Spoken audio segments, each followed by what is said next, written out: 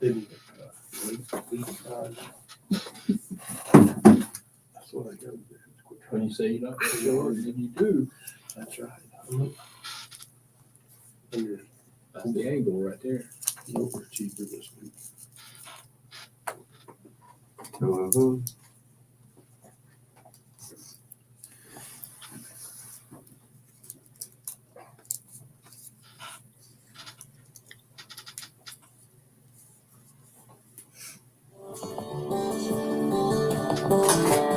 The heart of every man craves a great adventure.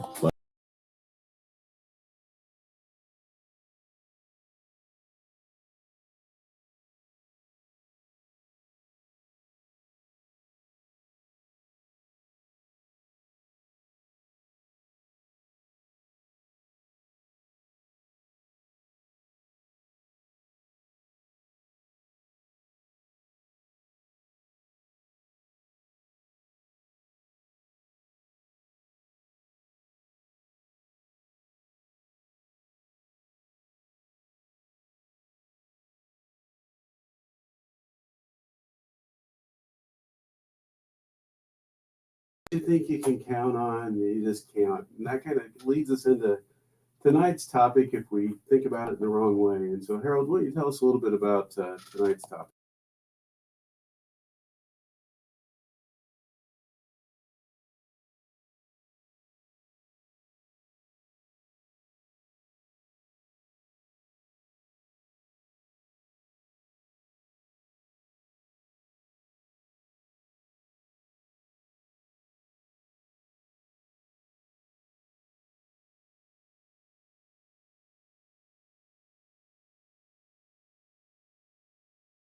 I'm probably the only one that was living back then. But they dealt with a subject. I can't remember the title, but one of the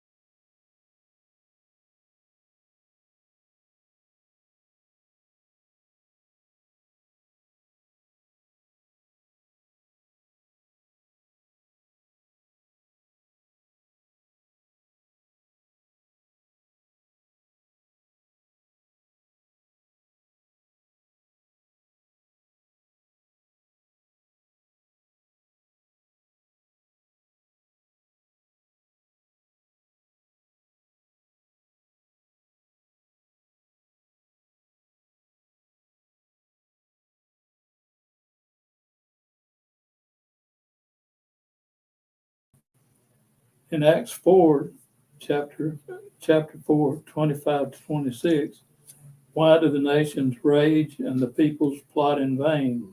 The kings of the earth take their stand and the rulers gather together against the Lord and against his anointed one. Without God, there is no contentment. It can't be. And then Paul in Philippians chapter 4, beginning in verse 11, I am not saying this because I am in need, for I have learned to be content, whatever the circumstances. I know what it is to be in need, and I know what it is to have plenty. I have learned the secret of being content in any and every situation, whether well fed or hungry, whether living in plenty or in want. I can do all this through him who gives me strength. And Hebrews 13:5 says, don't love money and be content with what you have. So how could Paul be content after all the rejection and abuse that he suffered? Because he had God, and that was what he needed. So I thought that perhaps a good topic would be for us to look at, how do we seek out contentment in a world that seems to be offering just the opposite. I don't think he left anything. I think we're good to go on. Right? Yeah, we did. Yeah, the show's over. Thanks for listening. We'll just keep going. Good setup there. Yeah, and life keeps happening to us. Yeah. Right. We forget that we live in a world at war. Right. And I'm not talking about the physical war. It's a spiritual war. And yes, it is. And we say it often. And John is one that, said it first, I think, from Ransom Heart, or from, Wild at Heart. I still say it wrong. We are in a great love story, but it's set in a world at war. Yeah, in a world at war. And so we're surprised when casualties happen. But Andy, you have the first clip. Oh boy. No, I worked really hard for that. I think Robbie worked really hard for that. No, that's true. Indeed, I posted the wrong one. So this is from The Pursuit of Happiness, and you think of happiness and contentment kind of being similar, but I love this clip. I hadn't thought about the movie that much, but whenever we were talking about happiness, again, contentment came up with happiness, but here, Chris, I can't remember his last name, Will Smith plays him, but he's lost his wife, he and his wife, she called up and said she was leaving. She took his boy. And then it quickly goes into he's trying to move from selling these bone density scanners into investments and a job with Dean Winter. But really what I'm trying to get here is not there's a lot that you hear, but really he's just got a chaotic life. And as you watch the whole movie, and I encourage you to see it if you haven't, is his whole life is blowing up. But to continually to bring stability to his kid, to love him, to take the time for him, and to learn lessons and not get bitter, it is an example of contentment as you watch it go. Now, he doesn't always look content. He gets frustrated. But ultimately, for him to be able to continue to function and move in the right direction, he is content.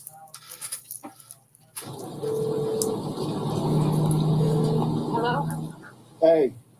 Yeah, sorry I couldn't make it home on time. Chris, I missed my ship. Yeah,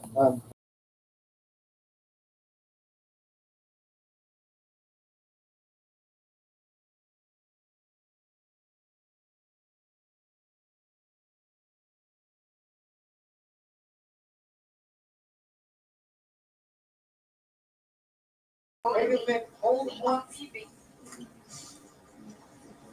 It was right then that I started thinking about Thomas Jefferson, the Declaration of Independence, and the part about our right to life, liberty, and the pursuit of happiness.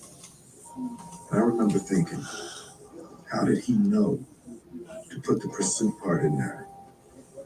And maybe happiness is something that we can only pursue, and maybe we could actually never have it. Hello? Chris. Who is this? Jay Twistle. Hey. Yeah, of course. Well, how are you? I'm fine. Listen, you still want to come in and talk? Yes, sir. Absolutely. All right, tell you what. Come on by day after tomorrow in the morning. We're interviewing for the internships. You got a pen and paper? Yes. Yes, I do. Hold on one second. All right. Hello? Chris? Go ahead. I have one. Okay, write this number down so you can call my secretary Janice. She can give you all the specifics. Yep. Okay, 415 415 864 864 0256. 0256 Yeah, extension 4796. 4796. All right, call it on. So why I left that in there about the whole taking the number down and all, if you watch the scene instead of just listen to it, it's chaotic as he's going from one thing to the other. But really what I wanted to focus in on is when he talked about that whole idea of pursuit of happiness, it almost sounds like he's lost his hope. Because he's like, yeah, you can pursue it. They're not going to guarantee it. And there's some truth to that. With that being said, I believe happiness is definitely possible and probable with obviously putting God first. But I think it's more of joy is definitely available. It's constantly talking about that in Scripture. But the whole thing when his life was so chaotic, there was a transition, I believe, that took place from contentment to joy. Contentment, I feel like, bridges you there. It's being able to praise God regardless of what's going on. I remember when me and my wife separated, and the day that it happened, and it was It was one of the most hardest things in my life when I went through that. And a good while, I never thought life would be the same. I never thought I would smile again, to be honest with you. And I've heard other stories similar to that. But as you continue to press in and not just press in, he comes after you. He comes and loves you through it. And as that you get further away, it's not just time heals pain. God heals pain. And it's that time with God that the pain is healed. But it is a process, but finding contentment in that, the longer I fought it and just like, this isn't fair and all that, the more I suffered, the more I'd learned to be content in the circumstance I found myself in is when I really began to experience some joy and healing. It's true. So what, you said some of it, but what gets in the way of us being content in these situations? Yeah. Right. What is it that gets Expectations is the biggest thing. Expectations. We have wrong expectations, or we have things that we should have, or we wished we would have, or those types of things, the coulda, woulda, shoulda stuff, right? Yeah. That gets in the way. And that's not promised to us either, but we also have an enemy. Yes, we do. That's in the midst of it, right? And he's whispering those things of, it's not fair, Right. Yeah. you know, or you should have. Yeah. Right. Those types of things that gets in the midst of it. And what he's ultimately trying to get after is dividing you and God. Yeah. Dividing you from the life Question is source. hard, yeah. Yeah. You know, you're talking about, contentment, but peace is another one we've talked about, but peace is found in the midst of chaos. Yeah. Right. Not an absence of chaos. Right. Right. And happiness is found in the midst of its own type of chaos as well. Yeah. I hate to use the same word, but I couldn't think of another one. So we need Jim here. I'm just saying, if he would have used the word, I would have understood. Thesaurus. Get a thesaurus, not a dictionary. If I could say it. Well, the idea of, happiness to some extent is based on what's happening, right? That's the root of it. And, joy is a completely different idea than is happiness. And so, if you pursue what's happening all the time, it ends up in a pretty carnal place, right? Yeah, and very transitory or very temporary. Wow. Oh, okay. I knew. As soon as I got to I was like, I'm going to regret this. It was going to not go well. Yeah, that's why I gave it up to temporary. Yeah, well, that works. It helps Lost me one of our viewership. We lost half our viewership. We did. We did know that word. But we do have a boot camp coming up, and it's coming up November 21st through 24th. You would go to masculinejourney.org to register. I'd like to say that more clearly, masculinejourney.org.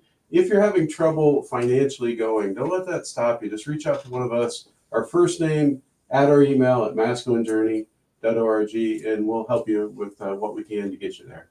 But we'll talk to you after the break, and hope you have a wonderful 30 seconds or minute. We'll talk to you soon. Bye.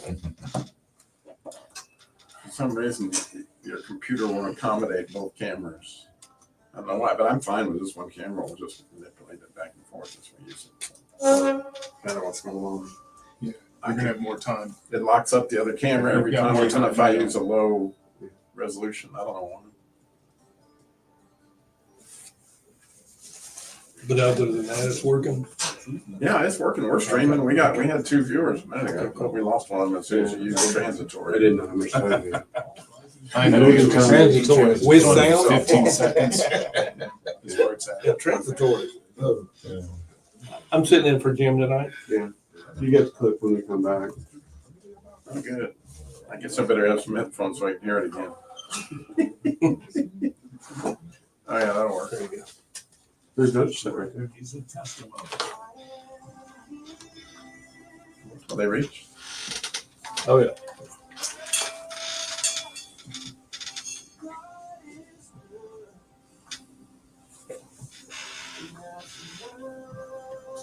And his word is always true on the Truth Network.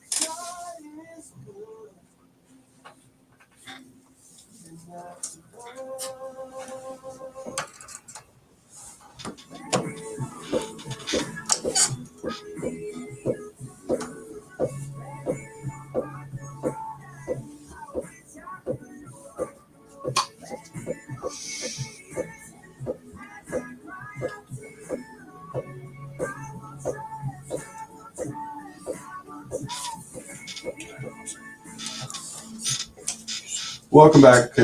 Welcome back to Masculine Journey. The reason I put the microphone in front of Dana, I can't say that lady's name, so you might know what it is. Oh, Lauren Daigle. Lauren Daigle. Yeah, Yeah, just think bagel with a D. I got it now. But we use a lot of her Yeah, stuff for yeah, bumps. yeah. Actually, you know, she has some great music. Yeah, for sure. So I love that song. It just talks about basically when things don't happen that we think should. Yeah. What are we going to do with it? And the answer is trust in God. Right, that he's got it. He's got something more going on than what we know, that the rest of the story is not played out yet. Right, that we only see this little snapshot of it when he's got eternity in mind. Right, and so just trusting in him that he's got your back and he's doing something for you in the midst of it, even when it doesn't feel like it or you can't see it. Like putting this show together tonight, it's coming together quite nicely, and we're content in that because it was a last minute stuff right there. So I have no idea what you're talking no, we're giving up all our secrets. My bad. Transitory. Transitory. It was very transitory. It was. Our hardship. Yep. It was. So Robbie, you have the next one. Yeah, I love this. It's from the movie The Man of Steel, and that's Superman for most of us. One of the many series of episodes, but you know, I know that when the developers of Superman developed it, they developed it from Jesus. In other words, they were Jewish young men. They were talking about what the Messiah would look like, and actually, the S on his chest was the letter Zaddy, which would be the righteous one in Hebrew. And so I find it fascinating, this particular clip. Superman is actually surrendering to mankind. He's trying to help them out, but they won't put themselves in a position to be helped out. So he essentially has to surrender, which is very Jesus-like, by the way. And you can see that he's in complete control of the situation, in spite of how they're all reacting. They're terrified. They're scared to death. But listen to how he tries to speak into that and actually surrender, and then we'll talk about it when we come back. Why are you surrendering to Zod?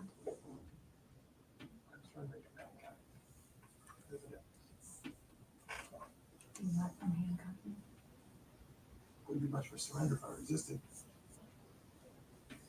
And it makes them feel more secure. And all the better. What's the S stand for? It's not an S. On my world, it means hope.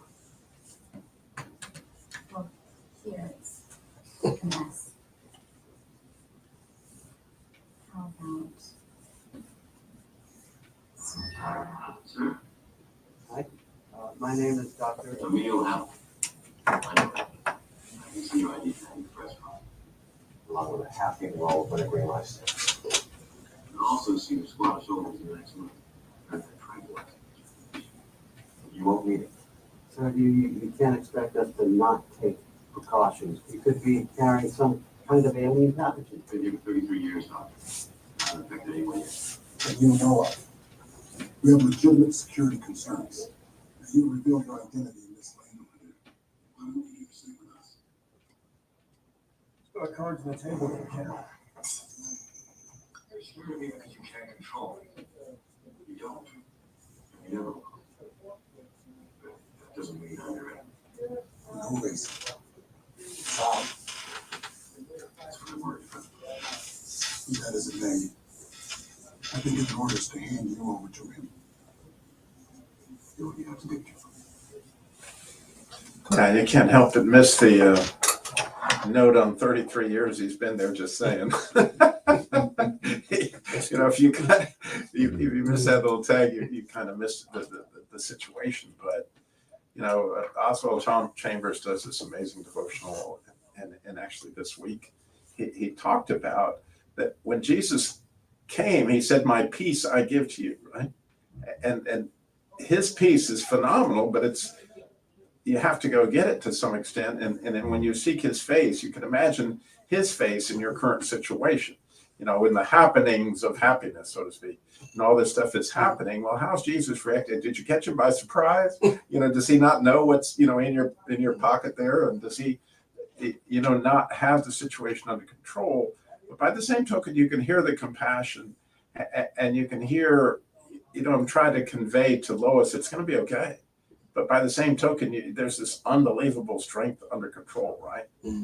And so that idea of this piece is at our disposal whenever we want to get our look off of ourselves and off of our trying to control our situation and allow the person that actually can do something about it to give us peace and control it. I think it's a wonderful opportunity he gives us minute by minute.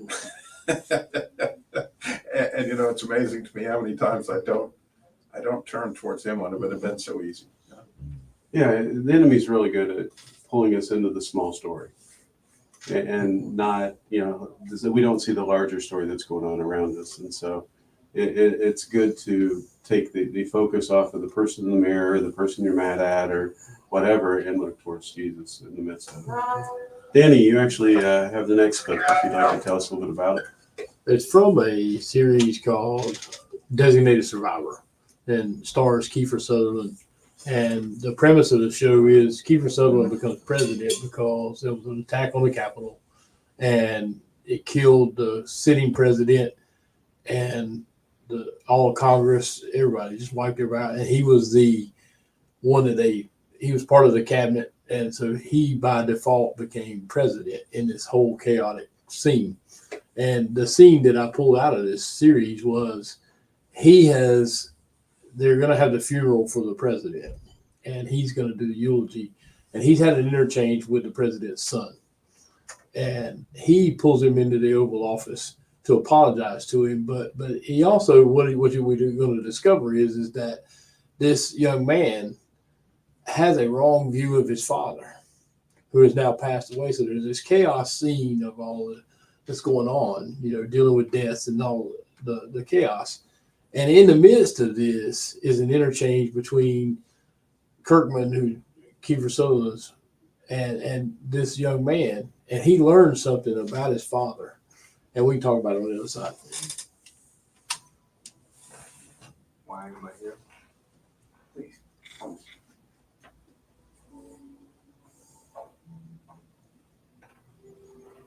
I feel I owe you an apology.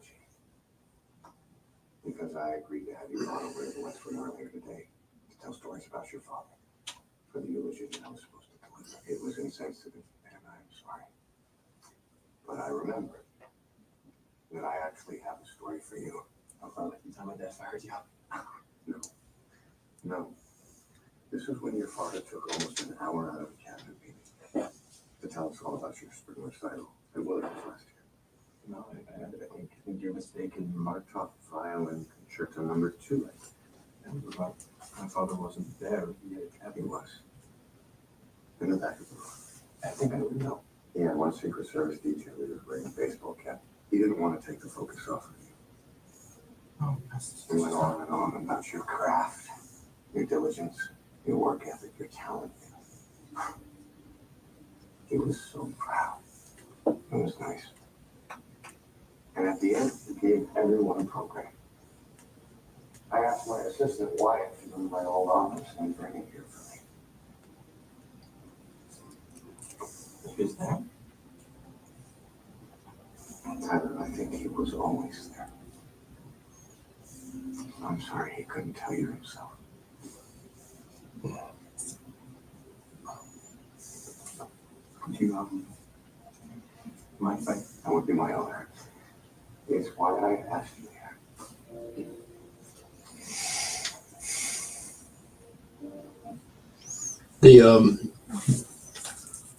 The phrase in there was, I think he was always there. And of course, he's talking about his earthly father, but when we take that into spiritual, our heavenly father's always there, no matter what the chaos is going on. And there's so many times, we were at an event a few weeks ago, and I heard somebody, we were praying for a guy, and somebody asked him to visualize Jesus in the room of a traumatic event in his childhood. And it made me realize that, if I can visualize whatever was going on in my life or whatever is going on, that Jesus is in the room because he's always there, and he's always there. And it changes my view of everything. And I can find that contentment in chaos or whatever I'm looking for. I was thinking about when I saw this topic was years ago when my daughter, her mother took her to New York for 4.5 years, and I didn't see her. And my life was total chaos. And what I didn't see was God's hand in any of it, because I was pretty rebellious and pretty much walked away from the faith and all kinds of different stuff. But it was years later when I got to see some of the rest of the story, as Paul Harvey used to say. I could literally see God's hand in lots of different things because he was always there. And that's kind of where I went with this topic was, that no matter what's going on, I mean, I bet if we went around the room, there's literally chaos going on in all of our lives in some way, shape, fashion, or form. But reminding that God's always there. And he's allowed this, that, and the other, but he's always there. And he's like the man of steel. He's in full control. Yeah, when it's funny, before I didn't know exactly what you were going to say, obviously, but I was thinking about, what helps you get through contentment or get to that place of contentment. It's looking at the past victories, right? That only through time you now have clarity, as you were describing, that, sometimes I can't see it when I'm in the midst of it, as we were saying, but when you look back and say, okay, now I have more clarity on it. And I can look at that and say, okay, I will also have clarity down the road, hopefully, on this and see where God's hand was in the midst of it, and learn about all the people that were praying for me and all those kinds of things. But any other quick thoughts before we wrap up? I think a lot of our discontent stems from the fact that we're selfish. Yeah. And that we have the wrong vision. We're doing too much navel gazing and being disappointed when we find Lent, when we ought to be looking out at the world, the people that need help. Okay. You said naval. I was thinking about, the Navy. So I was confused for a minute. Different kind of naval. Yeah. I was like, all right, that's interesting. Of course, if you have an Audi, you don't have Lent. Yeah, it's transitionary. Anyway, we'll talk to you. Lots of money well this week. I wanted an orange. We'll talk with you next week. Have a great week. Sorry if I missed you. Yeah, that was. I had to get that in there. Slow blow. Naval. Oh, he said naval, and that's what I thought. He said, I'm thinking Navy. Naval gazing. Yeah, I'm like, I was looking at warships. I don't know. Aircraft carriers. Aircraft carriers. I've done that. Submarine. Good job. He knows we're on the show, right? Huh? Yeah, I think so. Okay. Stretching. I hope so. But that all come together in a short time now. Yeah, his. We're not only. I don't think Keith gave him a lot of. Yeah. His timing in there is way off from whatever you were doing. His minutes got another minute and a half. Well, 2 minutes. that's where I was off. Is Yeah. because everybody has a different cadence, and so when he's saying a minute, I think he's Oh. talking about a minute until the bump music starts playing, All right. and where Keith tells me a minute till the end of the show. All right. Yep. And so that's why at the end of the going into the mid break, I thought we were out of time, and I just stopped. And it's just a different producer from producer. Yes, it is. Nick's usually mine. For most of what I do, he's awesome. Yeah. He rolled with the punches because, believe me, he had nothing. Plus, it's kind of over his time. You're not supposed to say this late. So he's kind of just helping out. Okay. So what was the plan to keep living here? That's a really good question. Yeah, it would have been nice to get an email or something saying, hey, I'm not going to be there this next week. I mean, I wanted to have vacation. But it'd be nice to kind of know. Mm-hmm. Yep. It would have been. Yeah. Full time. So, meanwhile, Back at the ranch.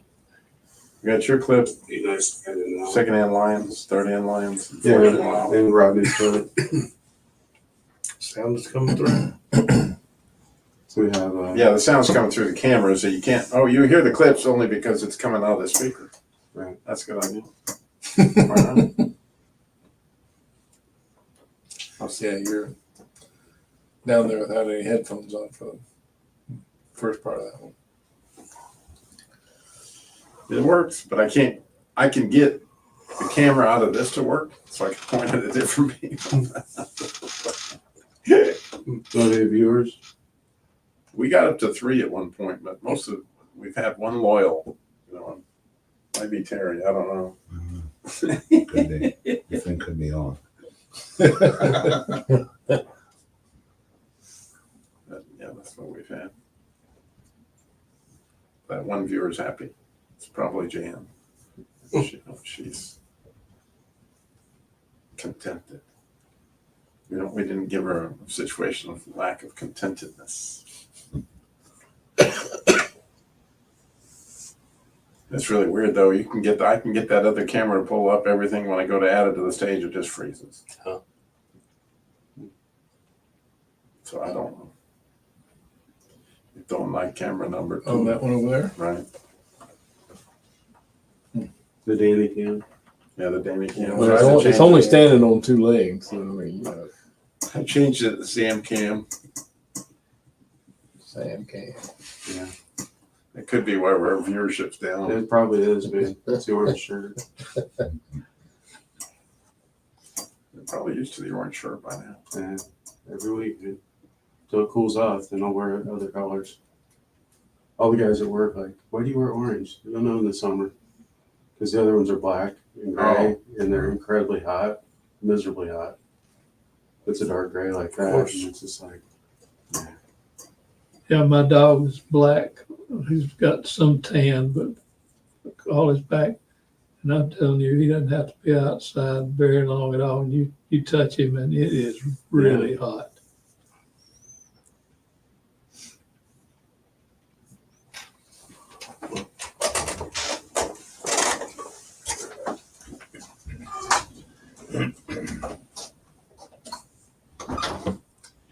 Speaking of which, how's your dog doing?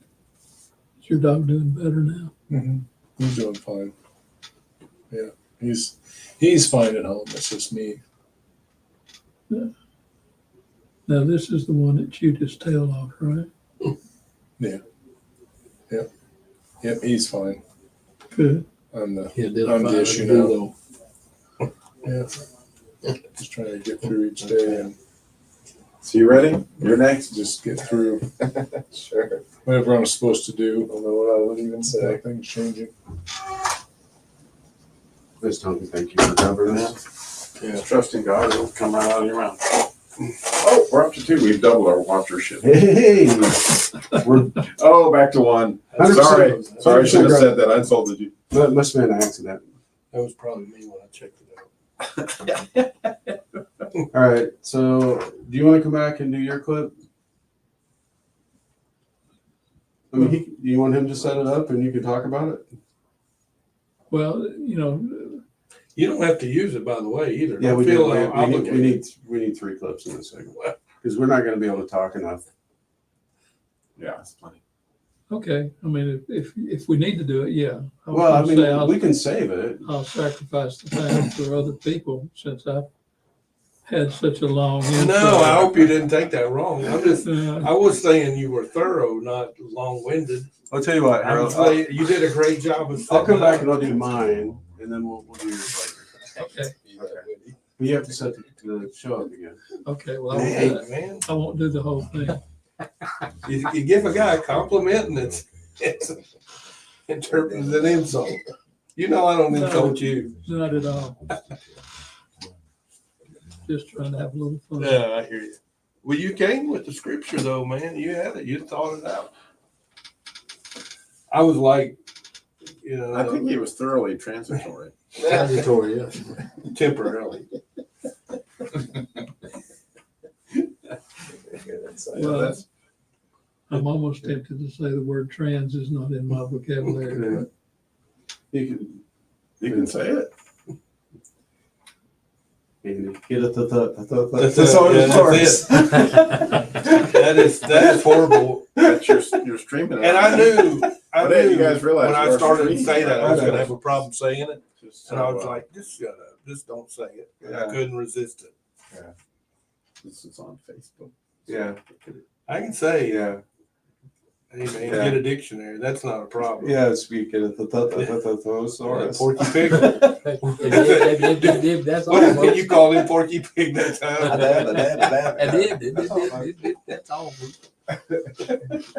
It's easy for you to say. Yeah, I'm sure I'll stumble on this next, at some point in this next thing. Oh, I gotta look up what my shows are. I don't even know what they are. What's your shows? The movie, because I've never seen either one of them. There we go. Oh, yeah. Stutters, but when he sang, he never. No, that's crazy, isn't it? Oh wait, what's going on there?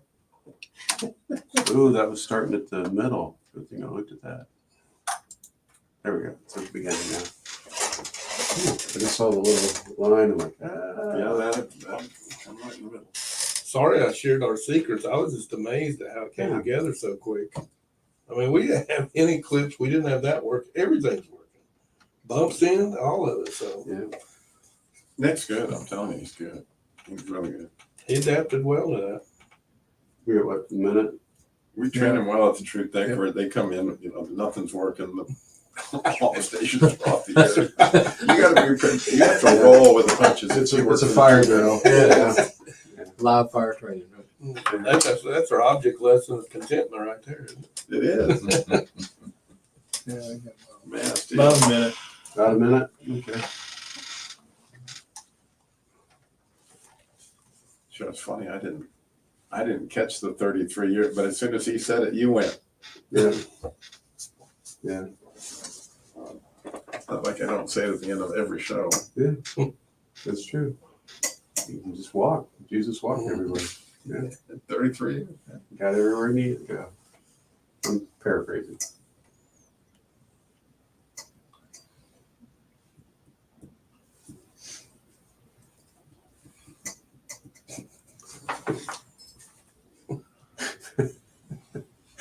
I stood at you like, hey. Start making noises.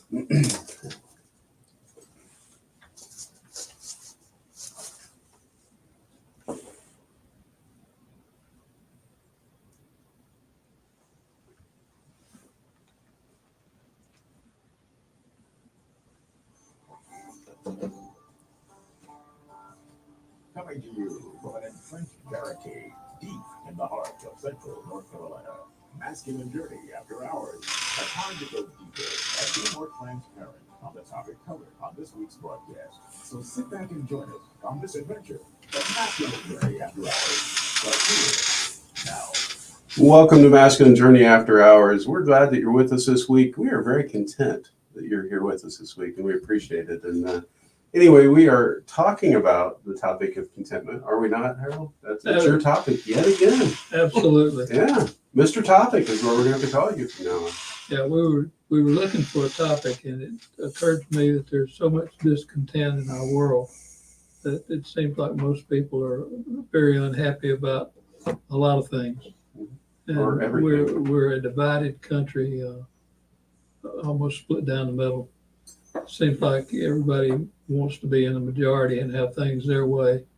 And so when we're in the minority and having to live by the rules of the majority leads to discontent. So that was part of it, is how can we have contentment in the midst of things that are not what we want? And I'm not going to do the whole introduction like I did for the first show. Yeah, it seems like there should be some scripture or something. Yeah, that was 3 or 4. That was quite a bit. It's like half the New Testament. It's great. I'll just refer to Paul and his ability to be content in whatever state he found himself. Yeah. In fact, my sweetheart talks about that when we first moved to North Carolina. She was very unhappy about it, and she was reading that scripture, and she said, "Lord, does that mean North Carolina?" And it came back, absolutely. Now she loves it. Well, I was just giving you a hard time, Harold. You did an excellent job of setting up the first show and with all the scripture that you had. And so I really appreciate you putting all that effort into it. So, we just like to teach it like we always do. Of course. Yeah. I would be discontented if you didn't. That's right. That's right. Well, actually, I have the first clip of this show. And this is not a clips on contentment. It's the opposite. It's when life happens and you get angry with God. And so this is new for me, not that topic, because I've lived that topic in the past. But these are both Christian movie clips, which I rarely use one just because I don't watch a lot of Christian movies. Not that I don't appreciate them, I just don't always enjoy them. And some I enjoy a lot, some not as much. But these are two clips. One's from called A Question of Faith, is one of the first part of the clip you're going to hear. And what's happened here is you have a man who's supposed to be stepping into a role as a pastor and taking over a church, but he'd lost his son. And so the deacon or the person making that decision tells him he's not going to get to church quite yet. I want you to listen to that part of it. Then you'll transition into another story from a movie called Noble, in which a pregnant lady goes to a place where nuns are, a nunnery, I guess you call it that. Andy, you got a word for that one? What would they have it? It's a convent. Convent, thank you, nunnery. I like that one. Anyway, but when she goes, she doesn't realize she signed a thing saying that they can give her baby away. And so she finds out that her baby's been adopted. She didn't know it was going to happen. And what you hear is her actually talking to God. And I think it's interesting, and I'll come back and tell you why I played those clips.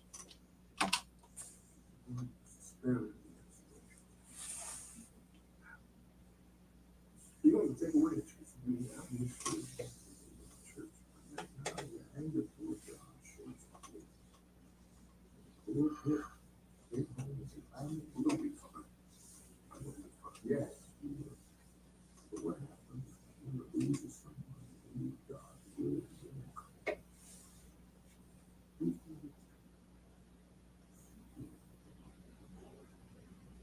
I don't know what to say to you, except that Mary don't know what it's like to raise a son. I'm not being blasphemous. I'm not comparing myself to you.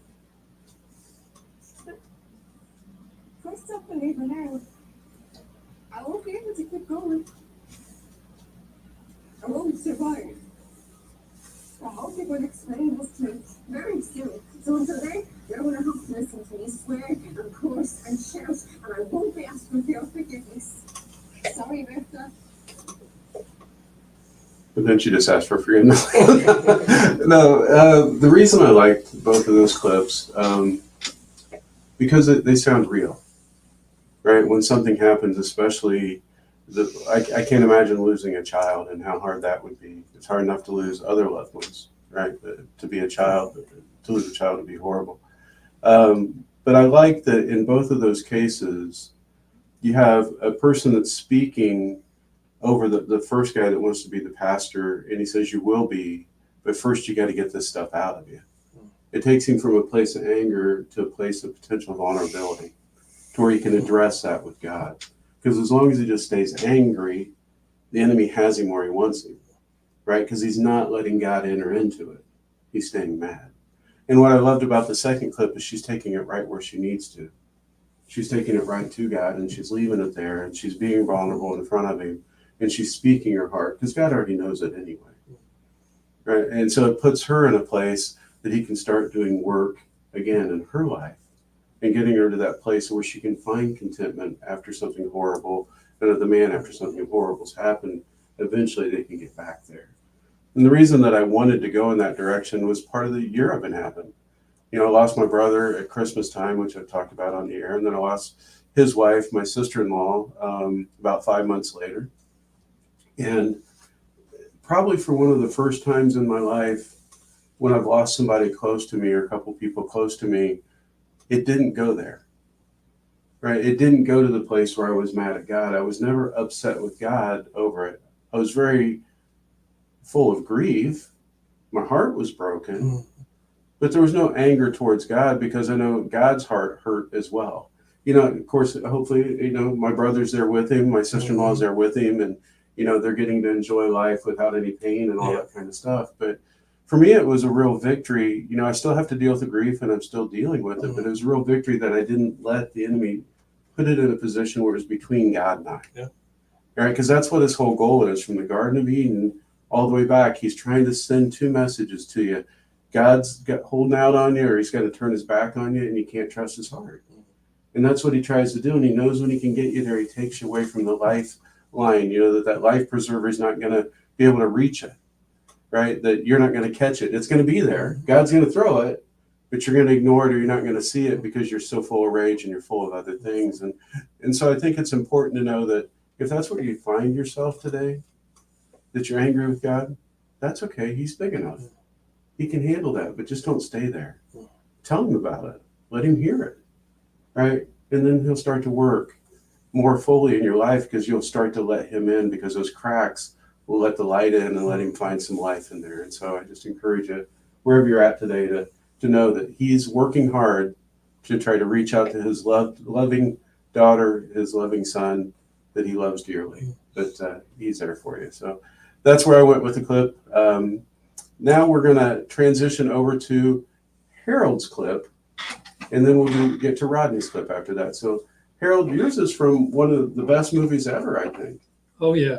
Yeah. Secondhand Lines. I got to thank my buddy Andy for getting this one, because I was not able to get a clip, and he got this one for me.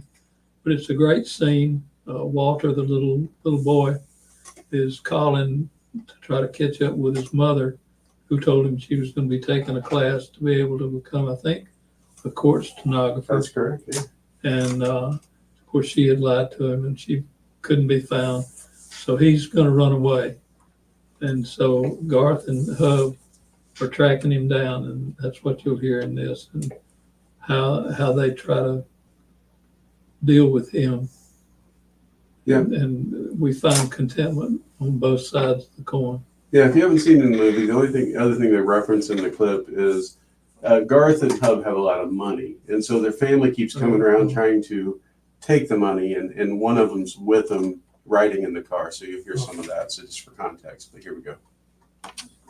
Oh, let me get back to the beginning of it, because you would enjoy that more, I think, if we did that. So let's try that.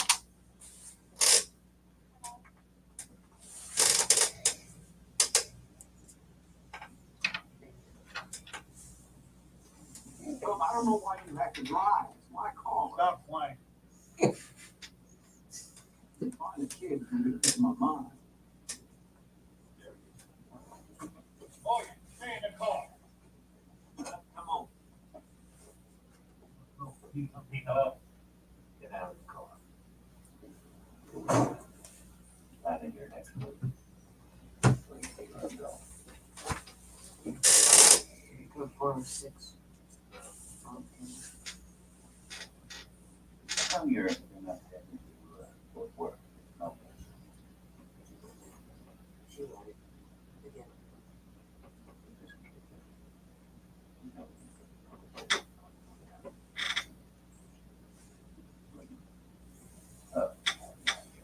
Why? Made up. The Montana kid. Better match that one in the house right up. I've been to the Arctic before. I don't want to go back. Kid, I know a 40-year-old lousy mother. Guess I should get going. Please, Lord. Listen here, Dad. Just wait. Come back to the house. And stay a while. My relatives don't hate it. I'll bet they hate it so much. They go away all alone. Crazy, no. Just my word. Come on. Help us out here. Little while. So Yeah, they do a great job of making the boy think that he's the one doing the help. But it ends up that these old guys become very attached to the young man, and he brings a lot of contentment into their life. Yeah, it's, you know, when I first heard about the movie, one of the guys I was working with told me about it, and it sounded just kind of hokey. And it really became one of my favorite movies of all time. Just the effect that people have on one another's lives, because you know no one's content. Hub's definitely not content. Walter's not content. Maybe Garth is, you know, a little bit more content than the rest of them, but because of the love and because of the way they mature together in the relationship, there's healing and there's contentment that's found. It's a really good movie, and it's pretty funny at times too. Yeah, great movie. Yeah, Andy, you got anything you want to add about the movie? You got nothing? I just like to think on the spot. You know how that is. Yeah. So I can say thesaurus. Thesaurus. I put myself out there again. You did. I appreciate your effort. You get an A for effort. No, Hub, you know, in that he was the one that was he didn't really want the kid to come around, but in the movie, later in the movie, he really, you can see an affection for the kid and Walter and just the connection that they have. But again, it started out where he was just, the kid seemed to be an annoyance, you know, and not something that he didn't want to invest the time or effort into him. But it was so funny, you know, as you hear the plot twist or whatever, where it was like Hub did want to get out from under that greedy cousin or whatever that was there. And he was like, oh, yeah, kid come live with us. Well, he go away. Yeah, I'll go for that. Yeah, exactly. Now I can find a better right. Rodney, that brings us up to you. Here we go. Yeah, I don't think there's a real big evidence of what's going on in this clip inside of everything else that's going on here. What we've got is a man, Vodi Bachman. He's talking about his life now going into this church and what he's going to do, what he's going to be, where he's going to go with this. And the hardest part to get out of anybody is, what are you doing next? What are you going to go to? Where are you going to go? And he talks into that with this first couple of minutes here of this talk, where he can kind of just lean into it and start to tell a little bit about where he's going to go. During the introduction, he said, you know, there's a lot of degrees from a lot of places, and he pointed out just one place. And the one place he pointed out was University of Oxford. And yes, I studied there. If you know what they call a fire-breathing, gospel-preaching, 6-day creationist who studied at Oxford, an idiot. You're marginalized because you might have an education, but it's not the right education unless you're operating from the accepted worldview. One of the ways that they marginalize us is they continually march out people who name the name of Christ, but believe little and practice less. They love to march these people out. If you are part of an organization that names the name of Christ, and they love to bring people like that out into the public eye so that they can say, look, here are some Christians who are not wide-eyed idiots. Here are some Christians whose worldview is aligned with ours. Here are some Christians who are Marxists. Here are some Christians who support abortion, who support same-sex marriage. Here they are, right here. These other people out there are the narrow-minded bigots, so marginalized, particularly in our day. We're marginalized if we don't toe the line on some very specific issues. One of those I've already alluded to, creation and evolution. If you believe that there's a God who created the world, you're marginalized. And there's no way for us to come in and talk about the marginalization and where we're at if we don't actually get into where we're at in the world. Where are we at compared to where other people are at, and how is this interacting between us? So that's one of the things where we have to make sure that we are out there still speaking the truth and talking about the things that are going on in the world without just coming in and just settling and letting them talk, because then they're just going to run over from the beginning. Robbie? So a couple of weeks ago, I just had a, personal experience with this. So I was struggling with some kidney stones that apparently were chasing one another. according to the report I got later. Anyway, it was a real painful situation. And I'd had him, previously about 3 months before that. So this is getting a little old, And I remember climbing into bed and going, really? Are we here again? Do we really have to do this? Because it was just incredibly painful, right? And it was dark in the room, and I was not in a good place because I was navel gazing, as my friend Harold would say. I was looking at my belly button, and it was painful. And I glanced up at the ceiling, and I've stayed in this bedroom, I don't know, for 5 years since my dad died, whatever. And I look up, and there's a ceiling fan up there, and it is throwing a shadow. It was pitch dark in the room, but it was throwing a shadow of a cross on the roof that was just took my breath. Like I just saw him, as you were talking about, he was there all along. He was right there, and he was just winking at me like, I'm right here. I'm right with you. And I can't even, there's no explaining the amount of, like, he went from this unbelievable amount of grief and pain and chaos, like we've been talking about throughout the show, to just going, oh man, thank you. I know you are. It was just awesome. Well, we have plenty of time to talk more about contentment or anything else you guys want to talk about. Well, that makes me think. I mean, I don't want to share the same story, but it was very similar. It was back in December of 22 when Mom passed. It was the same time I was going through kidney stones. And she passed, and I was trying to plan for the funeral. And I'm like, what else, God? And I had an appointment I had to go make that day, and they had taken out the catheter, and it wasn't doing right. And I was it was excruciating, and I could not get peace. I was just tormented in pain. And I remember just laying down and trying to be still. And he came to me and he said, be still and know that I'm God. And shortly thereafter, I fell asleep. And then I woke up a few hours later with no pain. And I haven't felt that pain again since. And he comes to us in those times, not to always make things, just make it easy, make the pain go away instantly. He can give you a cross sign, on the ceiling, or he can do something like that. But he's gracious in those situations.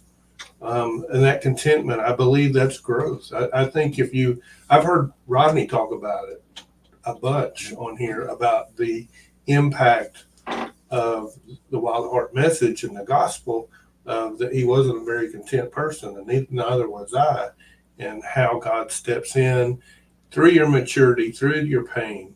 He proves that he's there, and that's the big thing. He proves that he's there in a variety of ways, and when he does, I think that truly can bring on that contentment, because in that context of where it's a great love story, but we're in war while we're at it, but you have all that, and you just can be content in knowing that he's got it. The life is not going to be easy, but you got somebody with you. I agree. But it's hard when you're in the middle of it. Right? It's hard to have that vision. I've been battling some health stuff, and last couple of days were really good. And then all of a sudden tonight, not so good. And it's just frustrating, and I know God's got it. He's in control. But at the end of the day, you're still just tired of it. You're tired of whatever you're dealing with. I'm tired of financial troubles. I'm tired of health issues. I'm tired of fill in the blank. I'm tired of feeling this way, or hurting, or grieving, or whatever it might be. And it's hard to have perspective. So what do people do, when they're in the middle of that, right? Because sometimes it's hard to see the forest through the trees, right? And so I think that's a saying. I think that's right. But, what do people do in the midst of it? Yeah, they know, okay, eventually it's going to be okay, but right now it doesn't feel that way. Yeah. It's hard to remember that your objective was draining the swamp when you're up to your elbows in alligators. Yeah. True. I don't know if I ever told this story or not, but I told it the other day to some guys, and I was at an event out in Tennessee one time. It was a ministry event, and the pastor that was up there called all the ordained evangelists to the stage, and which included me. So I went to the stage, and we're up on this. I mean, it's like a church 2,000 people in there or whatever. And I think so. We're all up on the stage, probably 50 or 60 of us. And he starts praying for people and touching them on the head, and they're falling out. I'm talking falling out. And he comes to me and he touches me, and I don't fall out. And I'm sitting there with my eyes closed. You know, we're supposed to be praying and that kind of thing. And so when I open my eyes, it looked like Jonestown the morning after. Everybody has fallen out but me. And the enemy whispered, you know, because I've struggled with identity issues and insecurity issues all my life. And I'm standing there looking around, and I can hear the voices going, yeah, there's something wrong with you. And I'm standing there, and I'm telling you, there's bodies all around me. And I think so. I just kind of just look around, and I just step over some people and go back to my seat.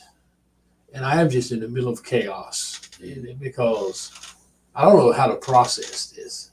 And so I go to bed, and I'm thinking, I want to go home. And we still got a whole other day there or whatever. And I just don't want to be around anybody. And I mean, the enemy had taken me out. And next morning, I get up and supposed to go to another session thing. And I look out this little gazebo that a friend of mine that came with us on the trip, he's sitting out there, and he and I had done a lot of different stuff together. And we're sitting there, and he goes, last night. And when he said that, I thought, oh God, here it comes. He gonna go, what happened to you? But that's not what he said. He said, when I looked up there and you were the only guy standing up here, he said, God told me right then and there, he said, you see that? There's the last man standing. You can count on him when you can't count on nobody else. And it just flipped the whole script in my life because we see things wrong. Mm-hmm. And, you know, we, as I heard a few weeks ago, a guy prayed, Lord, where I have learned you wrong, correct me. And that's been kind of my prayer the past 2 weeks. Lord, if I've learned you wrong somewhere in my discontentment, in my chaos, show me the right way to look at you. Because, and that's why he puts people in our lives. And that's why there's friction and that kind of thing, because he's trying to correct our vision. So. Yeah, definitely things that you can pray for. Another way of saying that is perspective, right? Having the right perspective or having the right context, you know, or just, God, you may not give me either one of those, but how do I step into a place of trust? You know, when I don't think you're abandoning me, but it feels like I'm all alone. Yeah. Right. And that's a dangerous place where the enemy can say, okay, yeah, you see, God's not there. Right. And again, that's his goal. But just, you know, at least saying, I don't even know how to pray about this, God, but you do. And so just guide me in that. Yeah. Well, what also should give us comfort, here I go stumble on words, is really when you look at the Bible, I mean, it was all over the place. Guys didn't have it easy, you know, guys and girls. I mean, lived tough lives. I mean, there was truly difficult things that they had to come through. Paul being one who has most of the quotes on being content. I mean, look at what his life was. So it is a state of mind and a state of heart, much more than it is a condition of your life. And I think there are times, and I said it earlier in the show, that it's okay to be frustrated. No doubt. Right? You know, look at David. No, absolutely. Right. No. And he was all over the place. And sometimes he was incredibly happy and sometimes not so much. Well, it gets into that whole thing of letting God work you through the whole process. There you get something you want to add? Yeah, just a second, guys. You know, I've been dealing with the thing of self-control for a while. And I think my contentment comes when I can control myself. Okay, does that make sense to you guys? It doesn't. Yeah, but I mean, you have to go through to actually gain that thing. You know, everything comes with a struggle. You know, I think it says that these things come to they strengthen you. So I think self-control is my thing of contentment when I can control myself. Yeah, it's having that discipline. Yes. Right. Robbie, you got something to add? Yeah, it's actually a gift. Self-control. It's a gift of the Spirit. It is. Yep. It's really a cool gift. And, you know, the others come first. You know, but really, Robbie, and I know we're short, I don't think we can do the others without self-control. Yeah. Talk to you next week. Amen. MasculineJourney.org and Love Somebody Well this week.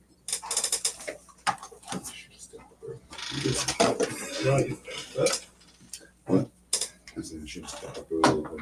Well, you know that before self-control comes gentleness or meekness, depending on how you want to translate it. And that too is the same word that Jesus said, blessed are the meek, for they shall inherit the earth. But it's actually, that word that Moses was, and all that kind of stuff. When you really think about what it takes to be totally empty, to be humble, to be meek, actually, you can't have self-control without meekness, and you can't have meekness without self-control. And to an extent, you can't have another one without peace, and you actually can't have them. It's almost like it's a package. It is a package, Robbie. And the thing is, I've been thinking about it for a while. I almost saw this as the fruit of the spirit as all these things that's blooming off of the thing. But and for me, I saw self-control as a taproot. And I'm saying if you can't do this, you'll never be able to do that. If you can't control yourself, you'll never be able to produce that love or that joy. As long as you don't go to the self part of self-control. The challenge of it. Exactly. The challenge of that, interestingly, is again, you end up navel gazing. Like somehow or another, I'm supposed to control this, and it doesn't necessarily. Well, exactly. But if again, if it's all coming from if you're not trying to promote yourself, right, but you have humbled yourself enough to understand that the only reason I can do this is because of what God has given, and be amazed what God has given you, not to be boisterous in these little things of your self-control. But I understand what you're saying, and it is a circle. But yeah, that's it. I love that you brought it up because it's powerful stuff. Very cool.